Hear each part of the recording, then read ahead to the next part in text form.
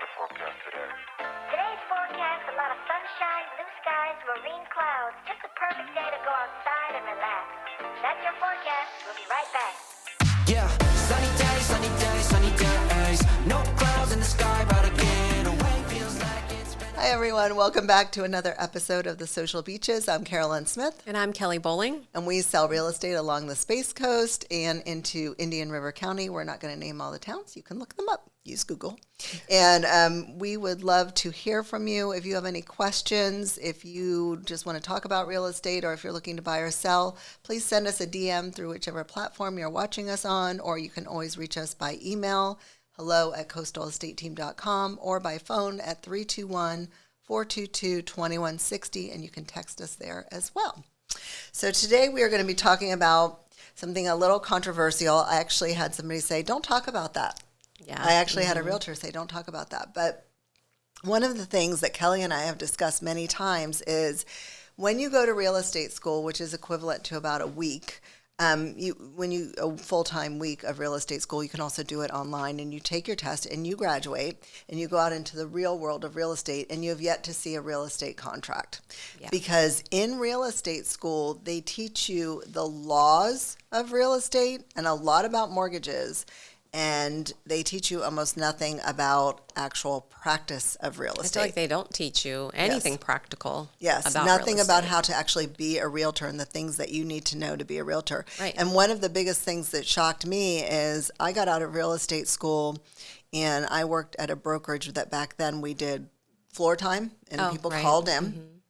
Somebody called in and wanted to see property. So I set it up, and I had my background allowed me to sort of handle that. So I went out, showed them property, and then I went back. They wanted to write an offer. I went back And to you're the like, office. "Oh my It's God." a Saturday. Nobody's in the office. And I'm like, wait, I don't even know where the contracts are. Like, I don't even know how to get them. They're in the computer somewhere, but how do I log on? How do I find them? What do they say? How do I fill in? Yes, there's blanks to be filled in, but what do these things say? How do I fill it in? Do I need riders? Do I need addendums? What boxes do I check? Yes. What does that box mean? Yes, what are the questions that I should be asking the person so that I can fill out the contract? Right. And then what do I need to explain to them? And so I think you probably experienced something a little bit similar, but you joined a team and you were at a brokerage that maybe was a little more involved right off the bat. I did go to a brokerage that was very family-like, and they would have helped me, but it was a Saturday and no one was there. My first contract that I ever wrote, I remember messaging the managing broker, and I was like, help, I'm going to do my best, but I need you to look at it and make sure I don't screw this up. Right. And make sure I wrote the right things in the right places, that I didn't leave anything off that I shouldn't have left off. Yeah. And she reviewed it, and she was like, this looks great. I was like, whew. Yeah. But when you're new, you're not doing it all the time. So, Yeah. like, come the second time around, I'm like, how do I do this again? Right. You know what I mean? So until it's like, And the fact that you were even able to fill out a contract when you hadn't seen one before, right? well, Or you had I had a license in another state. Okay. So the contracts here are different than they are in the other state. And it had been a long gap in between. Right. You know, where I wasn't doing real estate. I want to say like 11 years in Okay. between. So I had some little bit of knowledge, but I still had a lot of questions. And then, you know, when it was time for the vacant land contract, Oh yeah, completely I different. had to start Googling things. Yeah. But you think about somebody who's, I don't know, 22, 23 years old, and they say, I'm going to be a realtor. And they go to get their real estate license. Honestly, so much of the real estate school focuses on mortgages, and I've never understood that because We don't do anything We're with not. that. No, I mean, I need to know some very basic things, but Right. it's like I don't need to know. I'm not going to answer those questions for someone. I'm going to refer them to a mortgage professional. Yeah. The expert. Yes, that's Yeah. what I'm going to do. I'm not going to answer those questions no matter what. That's not my job.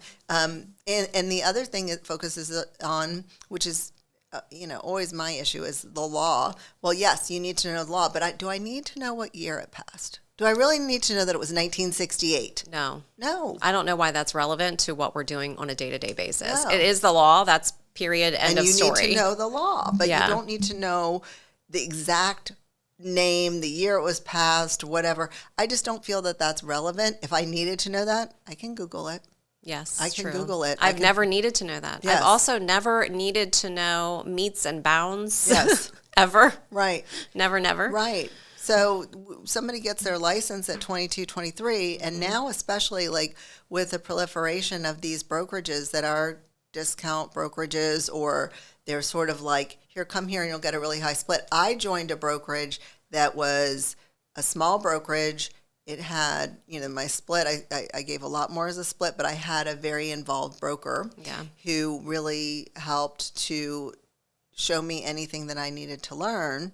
But these new brokerages, you just are sort of thrown out into the wild. Nobody's reviewing your contract. Like, you had the opportunity to ask. Yes, like, I hey, did. Can you and review it this? blows my mind when I'm working with a newer agent on another deal where I have the listing. Yeah. This has happened a handful of times where I've Yes. had the listing, and I'll get the offer in on the contract form, and I look at it, and there's all sorts of things that are wrong, things that are missing.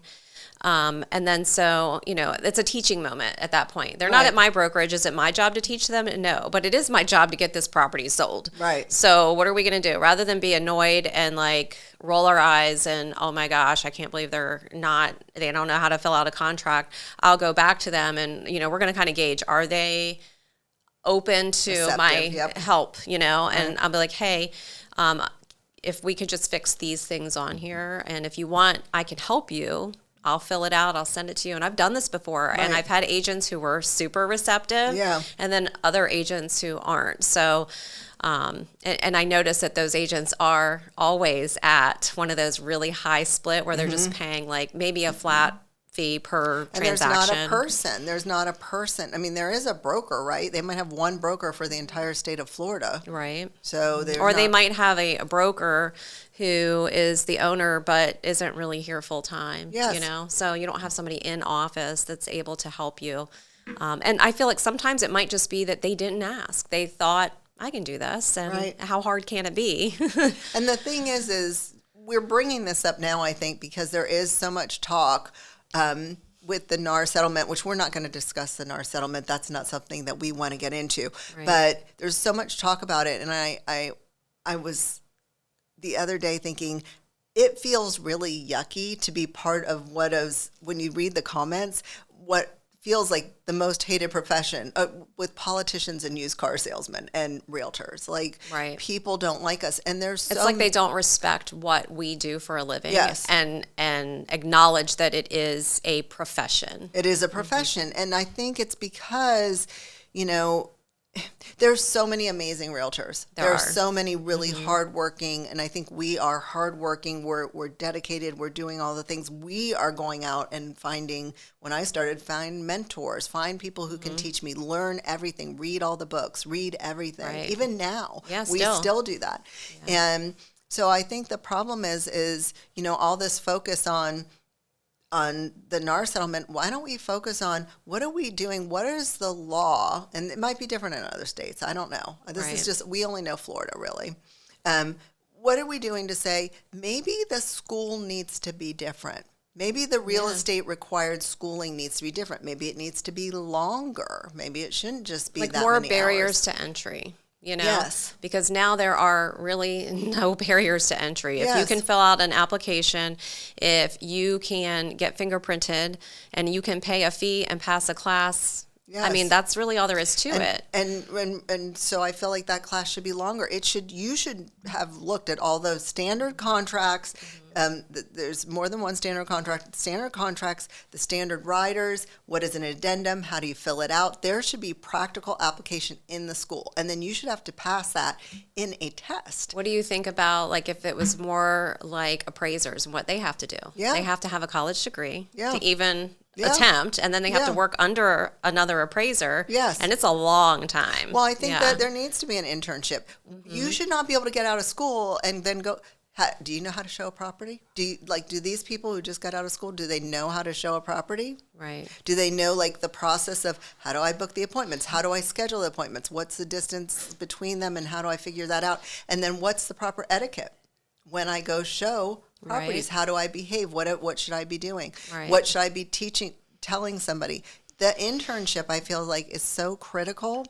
And then somebody should be reviewing every contract you write, every addendum, every rider, everything you write, somebody should be reviewing it before it goes out into the for real X world. number of transactions or something. Or Or a time, Time. And then when you get a counteroffer back, how do you Respond. How do you read it? How do you present it to your client? All of this training is sort of left up to like, well, some people do it and some people don't, because the only way you do it is if you seek it out yourself. Well, what about representation with buyers, for instance? Yes. If you're brand new and you've never sold real estate where you're at Yeah. before, how do you even know what inspections to schedule? Right. How do you know? Like, Right. age of the home. I remember when I started working with you, Yeah. I did not know that cast iron was a problem or a thing. Yeah. I had no idea because I never lived in an older home that I owned or had to deal with this. I, lived in newer homes. So I didn't know anything about, cast iron, what's that? And why is it there? And why do we need to look at it? So these are things I didn't know. They didn't teach me this in real estate school. And You taught me that. somebody who is new and young may never even have owned a home. Well, so true. how do they even know what they're looking at? What kind of countertops are those? What what should I be looking at? Because I've never owned a home. Right. I've lived in apartments or something. How does an AC work? True. Yeah. Yes, Or true. a water heater. Or I remember all of the first deals that I did for buyers. I would go to the entire inspection because Yeah. I wanted to absorb as much think as I it's so could. smart. I Yeah. would sit there quietly, but then I would do the walkthrough with the inspector that I worked with, and he would show me things. I learned so much from that. Yeah. Like even just care for my own home. Like, I Right. should probably check this or I should check that. And I'm the same way when I have people come into my house to fix things. They probably Yeah. hate me because I'm staring over their shoulder the whole time. Like, what are you doing over there? Yeah. I'm trying to learn. Right. Yeah. To learn. And it's something that I think, why does nobody talk about this? This is very odd to me that, and I have heard, heard a couple other like top agents say they really believe that there should be an internship period. There should be some sort of mentorship Absolutely. involved. But yeah, in general, nobody talks about it. And I think that's why people are like, that looks so fun. I'll go be a realtor. And they have no idea what's involved because nobody talks about it. Right. It's a lot. And then, there's that aspect of it, like, Yeah. servicing your clients and needing to be professional in that. But there's also the other side of it, which is the business end of it. Yes. And they don't teach you most of that either. Like, making sure accounting. your finances are there Yeah. and, your marketing and all of that stuff. And also compliance on your side. Yes. Like, I think we are still learning about compliance things Yes. as issues arise and new things that pop up all the time. Like we just had 2 FERPTAs in the Yes. last, month and a half or so. Yes.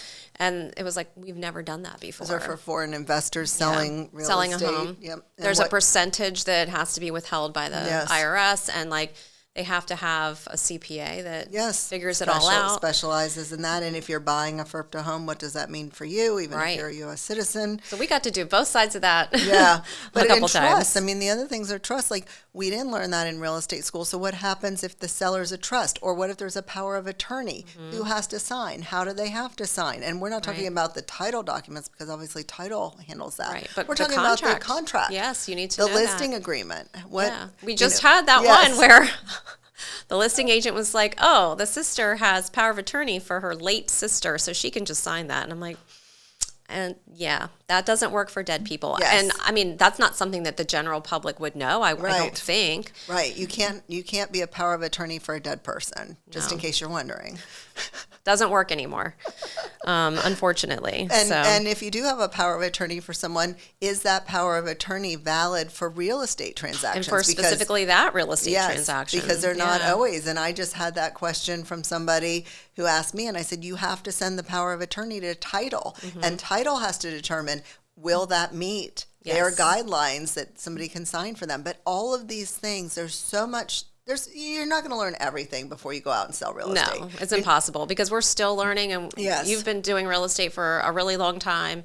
I've been doing it for about 7 years, and I still, every day, I learn something new. It's true, every single day, something new. comes Something up. new. But there should be. I mean, we're in favor of stricter guidelines. I'm not trying to keep anyone out of real estate. I'm just saying, Right. if I would love for people to not think that we are the worst profession in the world, or Right. not even a profession, that what we do is open doors. And on that note, I mean, I think one of my goals has always been to protect my person from all the junk going on behind the scenes. Yeah. Whoever I'm working with client, customer, whatever, whoever I'm working with to protect them from all the bad things that are happening that we resolve for them. And so people don't understand that all that stuff happened. Right. Because They we have just no took idea care of it. That's our, sometimes, yeah. that's our role.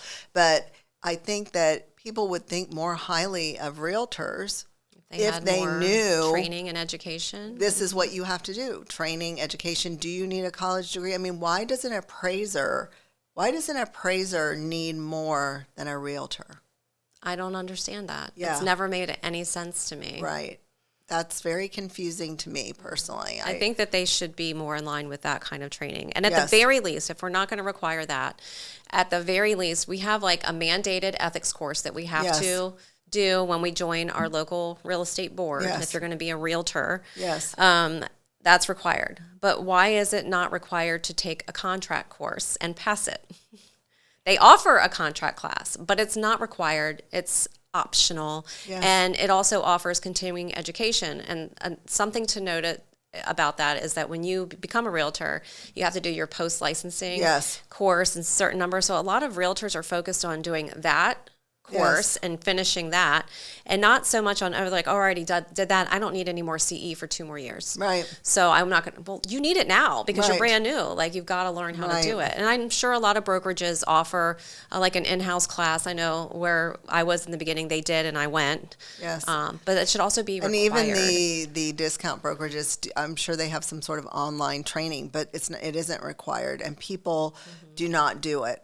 And not everybody wants to be like soaking up all the knowledge. Well, and I feel like there's a lot of realtors that join this as a part-time side hustle Yeah. profession where they're keeping their full-time job. They're doing this after hours or on the weekends. So they don't have the time to devote to going to a class or taking an online. So you don't have to go anywhere. You can do most things, remote, I feel like, or Zoom or whatever. So they're just not spending the time to do that because they think, oh, well, on Saturday I can go show Joey a house and then we're going to sell it and then we're going to close and I'm going to get a big paycheck. And they don't think about, well, the inspection's not going to happen at 5 p.m. on a Thursday Right. after you get off your regular job. It's going to happen during the week when the inspector's available. Right. And then all of the things that come up happen during business hours. Title's not open late nights and weekends. The lender, depending on who they are, may not be Yes. answering you late nights and weekends. Yes, depending who the lender is. And I think it's funny because when you said that, it made me think one of the reasons, and nothing against NAR, nothing against NAR or the leadership of realtors, but they want realtors in the profession, right? That's something that they want. Well, if they make the requirements stricter, you don't earn any money as a realtor until you sell something. True. Right? Yeah. So until there's a sale, a closed sale, you earn nothing. So if I go to more school and then I have an internship and here I am, I'm not earning any money. So you either have to have a nest egg set aside to support yourself while you're Right. going through that process, or you're going to have a side, instead of real estate being the side gig, you might have to be having a side gig that Or helps, have a yeah. partner that is going to be financially supporting you Yes. during that time. It's kind of like if you look at it, like I put so-and-so, like my spouse through school, Yes. like I worked so they could go to school full time. It's Yes. kind of the same idea. I You're feel going like. to have to do something like that. And I think maybe that's the reason that they haven't made it more difficult, is because it's a barrier to entry and it will reduce the number of people Yeah. who are realtors. So maybe that's why, because I still question why it is that way. But now that the little light bulb I think is going off, that's probably has something to do with it. So, Yeah. well, but we're advocates for that. I think we both believe in that, and there are other realtors who believe that too. So. Absolutely. And I think all of probably the realtors that are out there that have been doing this for a long time, in the beginning, you have to have some sort of mentorship. You have to. Somebody mentored must. you and showed you the ropes, and you learned from that person, and you were open and receptive to taking maybe criticism, constructive criticism, that sort of Yes. thing. Because if you go into it thinking that I can do this, I don't need anybody's help, I don't know that you're going to make it very far. No, I don't think you will. You really do. And you really have to take advantage of exterior learning opportunities. And there's a lot of them out there. Yeah. Some of them cost money. Some of them, read articles. subscribe to Sign up industry for all things. of the online Yes. free education that you can find. Yes, Yeah. you really have to do all the things. So yeah, so that's our 2 cents for today. Yeah. So we will see you all next time, and that's it. Cheers. Cheers. Weather forecast today. Today's forecast